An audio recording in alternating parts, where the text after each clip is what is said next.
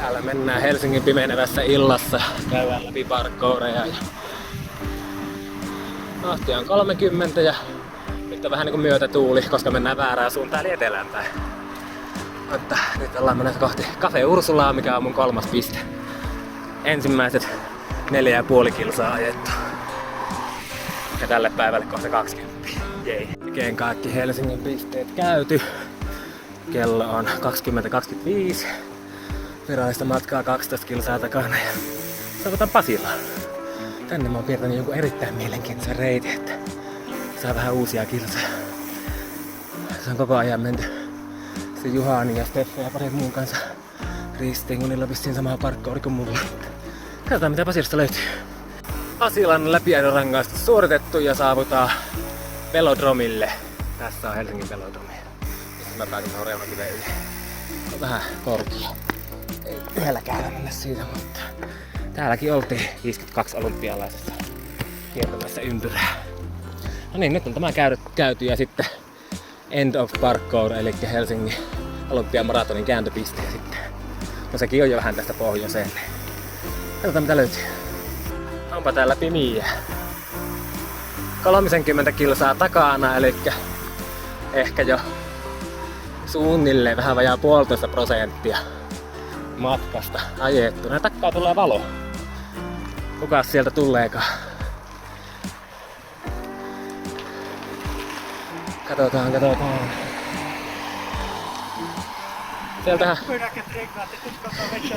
Sieltähän tuli Lari Raun, Suomen kilometrikuningas. Paljonko tuli viime vuonna kilsa? 54 000, 55 000. Niin. Jos otetaan ulkokilsat, niin on se kova, 50 tonnia vuodessa. Että itse on jäänyt sen 20 tonnia, joka tuntuu niinku aivan uskomattomalta sekin. Niin hats off. 2,5 kertaa vielä se.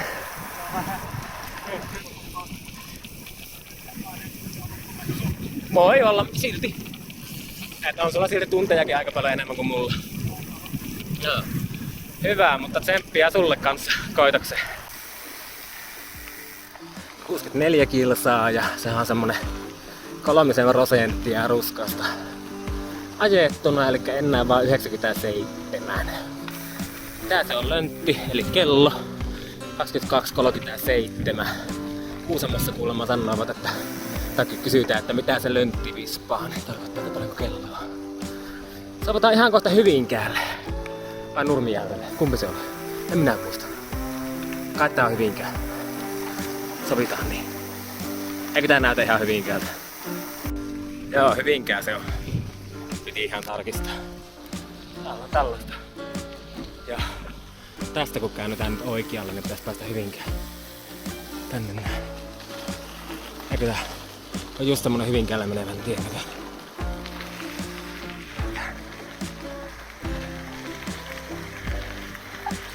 Tässä kovin paljon ei oo satanut vielä vettä, mutta tämmöistä pikku tihkua koko ajan ilmassa. Välillä vähän kovempaa ja välillä vähän vähemmän kovaa. Mennään tänne. Mennään korttiin. Noin. Vähän näyttää hyvältä. En näe yhtään mitään. Minä näen. No jolla sit pääsee autolla.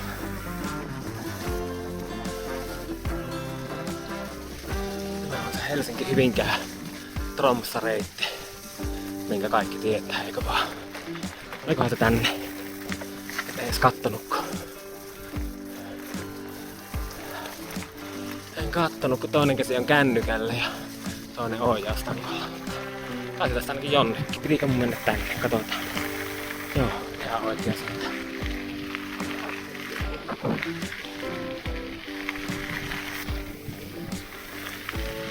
Tänne vaan.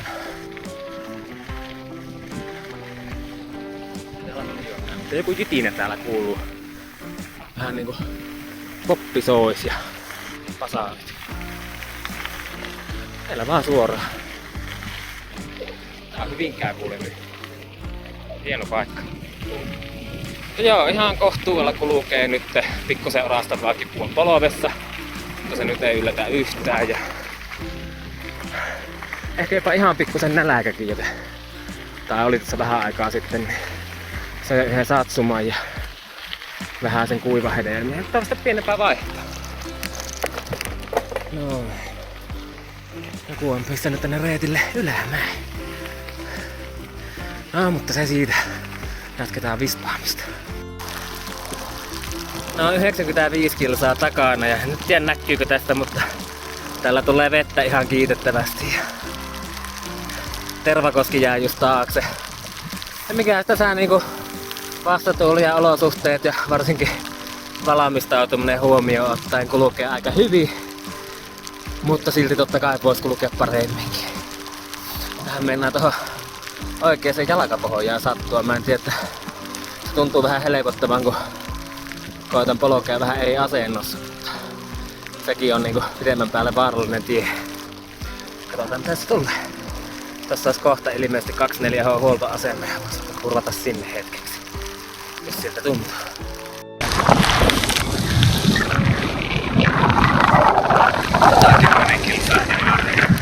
Mä tuolla Hämeenlinnassa. Niinku ehkä näkyy, niin aika märkä.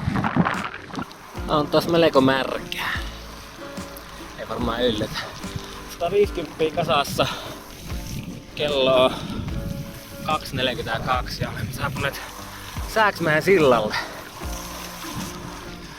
Ja tosiaan me pittiin tuossa likkutauon tuossa Hämeenlinnan pohjoispuolella, olisi tullut piiriä ABC:lle.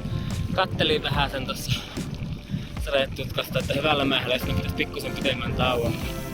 Pahimmat sateet menis sitä ohitte. Ja ei tosiaankaan. Mä kattoo sitten tohon parempi lähtö pois maantien siitä jatkamaan. Ei oikein tuo kännykkäkään suostunut lataamaan siinä, että miten mikään siinä oli. Mutta vielä on virtaa jonkun verran ja viitapankkeja ja varapuhelinkin mukaan. Ihan hyvin kulkee, niin yllättävänkin kovaa pystyy ajamaan vastatuuleen. Ja ei oikeastaan väsytä. Jalkapohjien kivuta aisoissa. Kop kop. Selkä on vähän väsynyt, mutta haittaako tuo? Toivottavasti ei. Miltä se ukko näyttää? Näkeekö täällä mitään?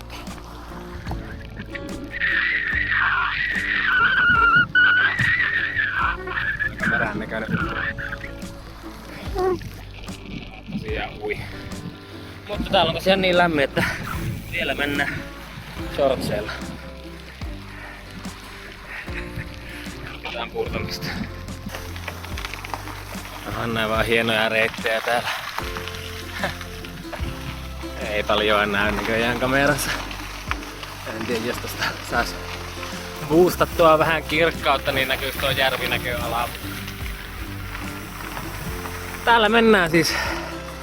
Tultiin Pirkkalasta Nokian puolelle. Oikastiin sieltä Lempäälästä Pirkkalaa semmoista aika rouheeta latupohjaa ja kivaa soraatietä.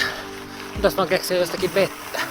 Kello ei oo vielä esimerkiksi 5 aamulla ja tossa olisi kyllä kaksi kappaletta 24H huoltoasema, mutta mulla tulee vähän mutkaa.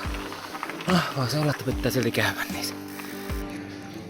Shell Ylöjärvi ja kello on jonkun verran yli 5, onko se jo kohta yli 6? Ei, kun se on varttia vailla 6. Ja mitä meillä oli matkaa? 207 kilsaa ja aika märkää on. Täällä on aamupalapuffua ja sähköä. Ihanaa. Noniin, kartan mukaan täällä oli tie ja täällähän on tie.